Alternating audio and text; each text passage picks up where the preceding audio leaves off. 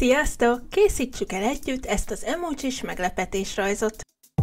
Először hajtsuk félbe a lapunkat, majd a felső részt lehajtva ismét félbe. Középre rajzoljunk egy kört. Én most ehhez segítségképpen körzőt használok. Majd a körvonalat átrajzolom filccel.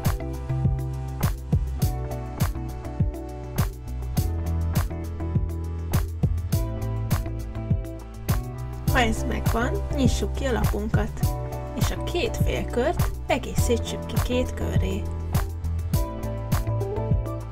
Majd a kettő közé is rajzoljunk még egy kört.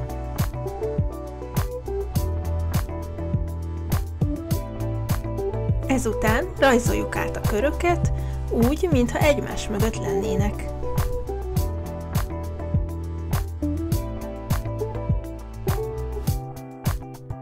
Most már csak különböző arcokat kell rajzolnunk az emojiknak.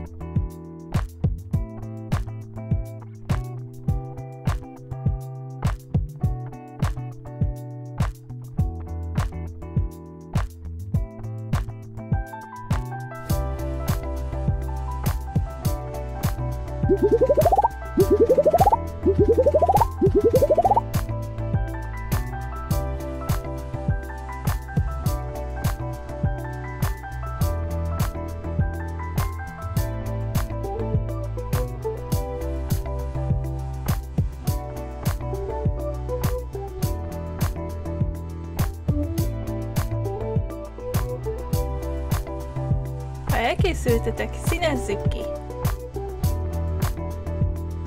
Készen is vagyunk, remélem tetszett, és legközelebb is velem tartotok.